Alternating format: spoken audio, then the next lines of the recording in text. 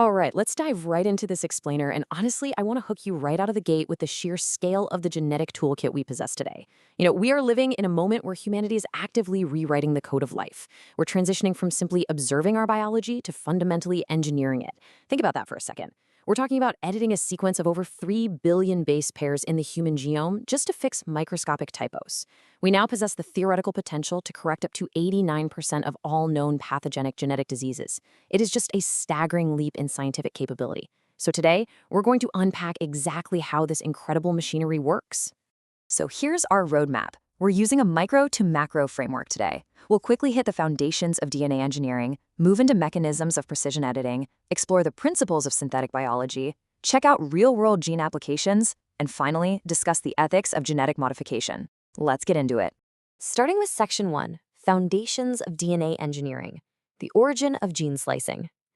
To really grasp where we are right now, we have to start with the foundational mechanics of how humanity first learned to cut and paste the genetic code.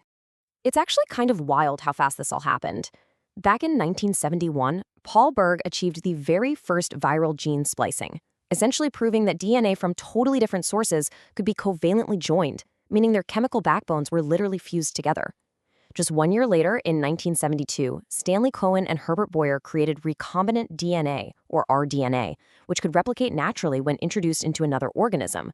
But by 1974, the implications of these new technologies were so massive and sparked such genuine fears of accidental biohazards or, engineered superbugs, that the National Academy of Sciences actually called for a temporary moratorium on certain genetic experiments just to assess the safety risks.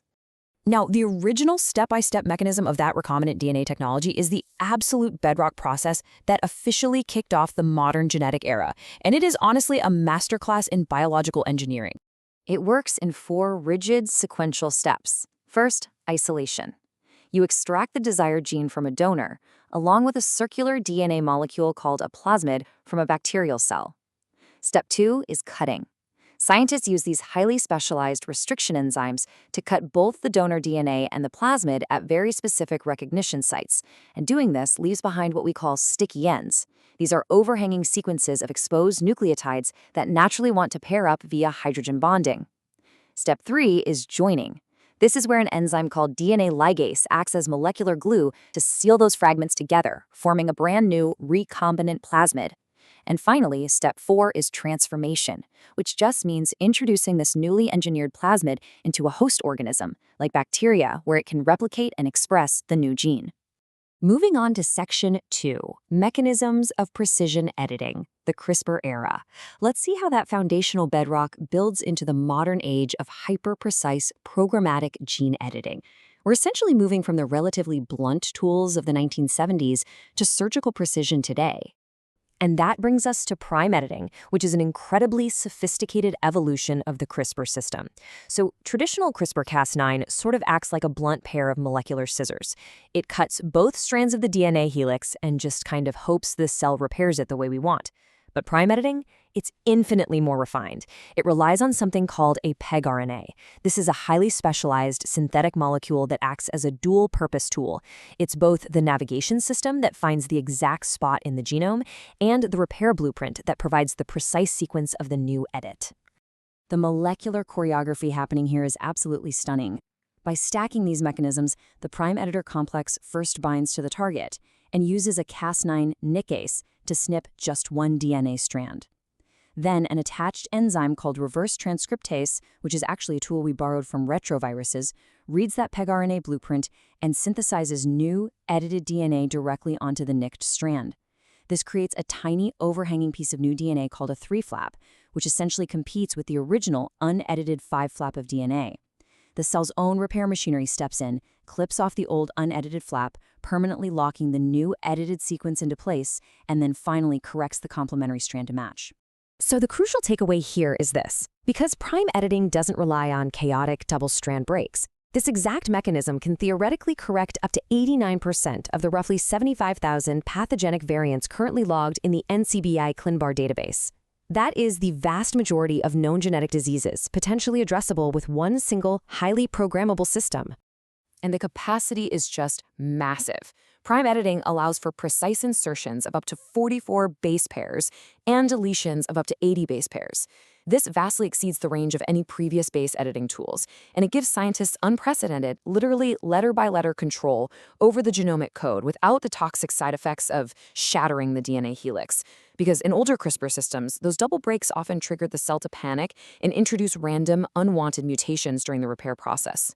Which leads us right into Section 3, Principles of Synthetic Biology, from editing to engineering. Because what happens when we stop just modifying existing genes and start building entirely new biological circuits from scratch? This is where we make the leap from genetic engineering to synthetic biology. Genetic engineering is a top-down approach, right? You take an existing organism and you tweak its genetic sequence. But synthetic biology is a bottom-up approach. It views biology entirely through the lens of traditional engineering. Here, cells are treated literally as hardware containers. Think of liposomes, which are basically microscopic, artificially created fat bubbles, and the DNA is treated as programmable software. We're no longer just editing, we are designing synthetic biological circuits.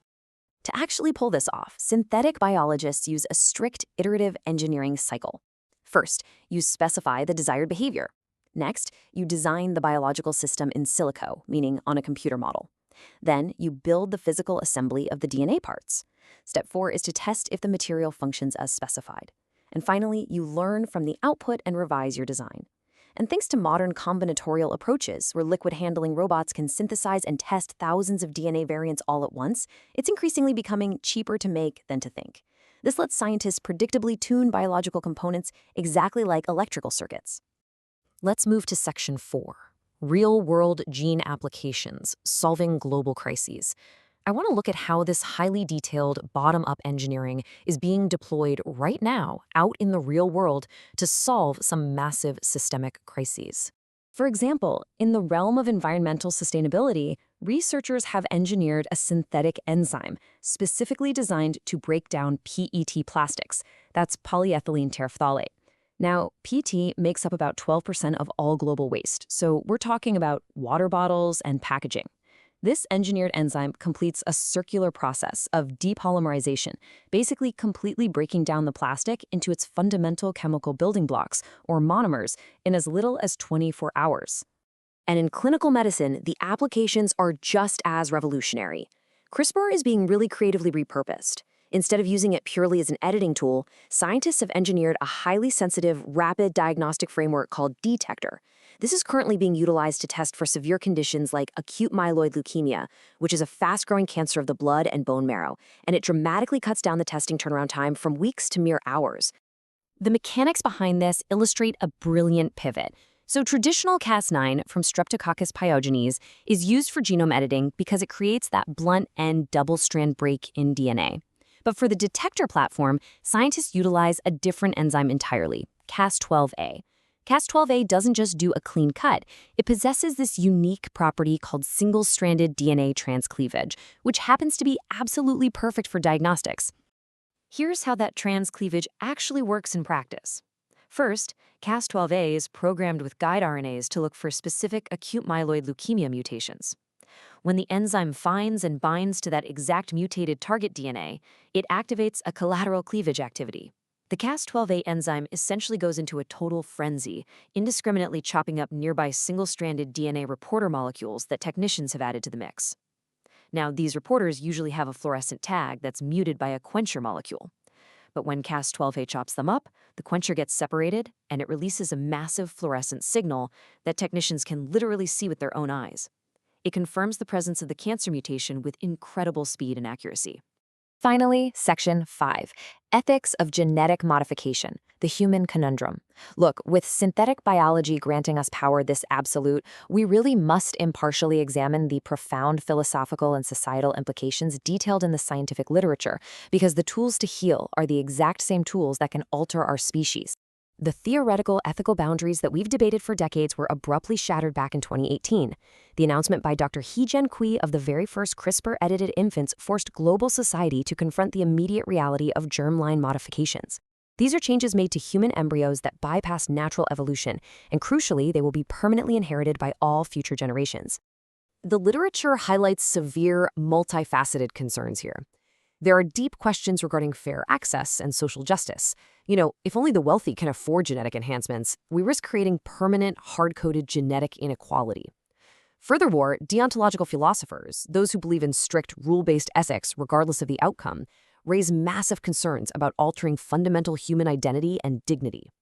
There are even practical concerns that competitive sports could shift entirely away from celebrating natural human ability to becoming mere exhibitions of biotechnology and genetic doping. As the Creative Commons tag in the Ethics Journal review reminds us, the knowledge and the dialogue must remain accessible to everyone. Navigating these immense risks requires open, equitable public discourse. We basically need a modern equivalent of the original 1975 Asilomar Consensus, where scientists historically gathered to self-regulate and establish strict safety guidelines at the dawn of recombinant DNA, long before governments even intervened. So the ultimate question remains for all of us as a global community. Can we unite to implement frameworks that harness this incredible genetic toolkit for healing and sustainability without irrevocably fracturing what it actually means to be human? It is perhaps the most important question our species will answer in this century. Thank you for joining me on this explainer, and I encourage you to keep questioning and keep learning.